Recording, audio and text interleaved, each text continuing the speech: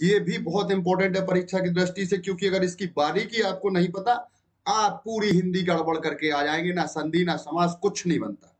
सुनना, मात्रा का मतलब क्या होता है? मात्रा का मतलब क्या होता है, ध्यान रखना, जो स्वरों के प्रतिनिधि रूप होते हैं, बात समझ पा रहा है, स्वरों के प्रतिनिधि रूप होते हैं जिनसे व्यंजन वर्णों का उच्चारण हो पाता है। यानी कि अगर मात्रा ना हो तो हम व्यंजन वर्णों का उच्चारण ना कर पाए।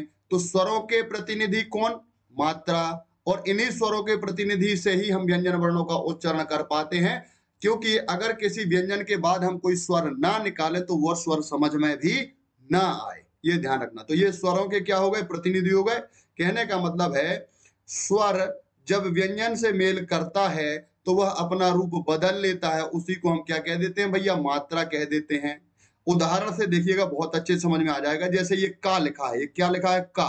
तो ये का ऐसा नहीं है। वास्तविकता में अगर देखा जाए, थोड़ा ध्यान से समझना, मैं आपको क्या समझा रहा हूं कि जैसे हमें कोई भी बोलना है, यहां पर हमने बोला, ये का बोला हमने, तो ये का ऐसे नहीं बना है, ये बना है क प्लस आ से। ये का ऐसे बना है क प्लस आ से। तो ये ध्यान रखना, ये जो हलंत वाला का है, आज समझ पा रहा है? हलंत वाला, ये जो का दिख रहा है, ये क्या कहलाएगा? शुद्ध व्यंजन कहलाएगा। ये क्या कहलाएगा? शुद्ध व्यंजन कहलाएगा। ध्यान रखना। और इसके पीछे जो ये स्वर लगा है, ये क्या है? स्वर है। और इसी स्वर की मदद से हम क्या कर पा रहे हैं? उच्चारण में हमें क्या मिल रही है? हेल्प मिल रही है, सहायता मिल रही है। मतलब अगर इस के आगे आ ना बोला जाए तो ये का जो है ये ना निकले। ध्यान रखना, ये जो का है, ये इसको अब बोला जाएगा, ये सा स्वर व्यंजन हो जाएगा। ये क्या हो जाएगा बेटा? सा स्वर व्यंजन हो जाएगा, क्योंकि ये का जो है ये शुद्ध व्यंजन नहीं है ये वाला, क्योंकि इसमें क प्लस आ है। क्योंकि ये क, ये जो है ये प्लस आ, ये आ के सहयोग से ये का हम बोल पा रहे हैं।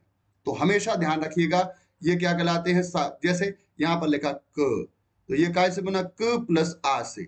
हमने का में आ की मात्रा क, तो ये देखो क प्लस आ की मात्रा आ, ये बन गई। ये कोई मात्रा नहीं है, ये कोई मात्रा नहीं है, लेकिन ये आ की मात्रा, ये मात्रा है। बात समझ पा रहे? आपने बोला की, तो ये बना क प्लस ई, ये भी मात्रा है, ये छोटे ई की मात्रा है। बात समझ पा रहे? छोटा ई है, और ये मात्रा कैसी समझ में आएगी? ये आपको ऐसी समझ में आएगी। और ये आ की मात्रा कैसी समझ में आएगी भाई? ये ऐसी समझ में आएगी। ये छोटा सा अंतर है। तो ध्यान रखना, ये स्वरों के प्रतिनिधि रूप होते हैं, और इन्हीं के कारण हम व्यंजन वर्णों का उच्चारण कर पाते हैं। हम आपसे कहें, आप बिना स्वर के, बिना स्वर की सहायता से, ध्यान रखना, बिना स्वर की सहायता से आप व्यंजन वर्णों का उच्चारण करें तो कर पाएंगे क्या? आप बोलिए, अच्छा बिना स्वर के, बिना आ निकाले पा बोलिए, आप यही बोलोगे आप। लेकिन आ, इसमें जब पा के बाद आप आ निकालोगे तभी पा समझ में आएगा, अन्यथा किसी को नहीं समझ में आएगा। ऐसा लगेगा जैसे म्यूट कर दिया हो। देखो, नहीं आ रहा समझ में। लेकिन पा का इनके बाद हल्का सा आ जरूर आपने निकाला, क्योंकि बिना आ निकाले इन व्यंजनों का, पा फा ब भ मा का, बिना आ के उच्चारण नहीं होगा। तो ध्यान रखना, ये मात्राएं ही हैं जो स्वरों के क्या है? प्रतिनिधि के तौर पर तैयार होकर आ जाते हैं कि हम स्वर के क्या है? प्रतिनिधि है ना। बड़ी की मात्रा लगी तो वो अलग दिख जाती है, वो बड़ा स्वर है, दीर्घ स्वर है। और छोटे की मात्रा लगी तो वो छोटाई की मात्रा है। समझ पा रहे? ध्यान रहेगा ना। तो इस प्रकार से आप एक बात और याद रखना कि कुल मिलाकर के आपसे पूछा जाए मात्राएं कितनी होती हैं, तो ध्यान रखना मात्राओं की संख्या टोटल है 10। क्यों? क्योंकि ये छोटा वाला जो आ है ये स्वर नहीं माना जाता। उदाहरण के तौर पर यहां देख लो, ये मात्राओं की संख्या कितनी होगी? 10। जैसे आपने बोला ये का, तो इसका में क्या है? क प्लस आ है। लेकिन ये ध्यान रखना, ये आ जो है ये कोई मात्रा नहीं होती है। बात समझ में आ रही? अब यहां देखो, का में आ की मात्रा आ, देखो क प्लस आ की मात्रा, ये लगी मात्रा। फिर आपने कहा कि, ये आपने देखो क प्लस ई की मात्रा, तो ये लगी छोटा ई की मात्रा। फिर बड़ा का बड़ा की, इसमें आपने क्या लगा दिया? ये बड़े ई की मात्रा। ये लगा दी कि नहीं लगा रहे? आप लगा रहे कि नहीं लगा रहे? फिर कू में क्या लगा रहे आप? छोटा ऊ की मात्रा, ये लगा छोटू की मात्रा। ये का में बड़ू की मात्रा, ये देखो बड़ा बड़ू यानी कि बड़ा ऊ, ये करते ना। फिर देखो क्री, क्री में ये देखो क प्लस रिर, ये लगता है, ये वाला इंपॉर्टेंट है, ये आप याद रखना। क्री, ये इंपॉर्टेंट है। क्री माने क प्लस रिर, तो ये रिर की रिर लग गया। ये के, का में देखो, का में काय की मात्रा? ए की मात्रा, ये सिंगल वाला, ये का में ए की मात्रा।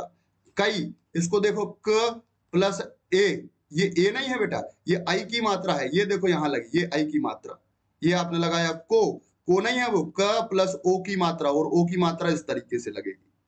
और फिर आपने लगा कऊ नहीं है, ये क प्लस औ है, और ये औ माने ये औ की मात्रा। तो ये देखो इसमें कऊ में ये दिख रहा है, यानी कि अगर आपसे कहा जाए कि यार ये कऊ को तोड़ो, आप संधि विच्छेद करोगे, तो आप क्या करोगे भैया, क प्लस औ। अगर ये अच्छे से क्लियर हो गया तो आप वर्ण वियोजन वर्ण संयोजन चीजें आसानी से पढ़ लोगे, संधियां आपसे आसानी से समझ में आएंगी।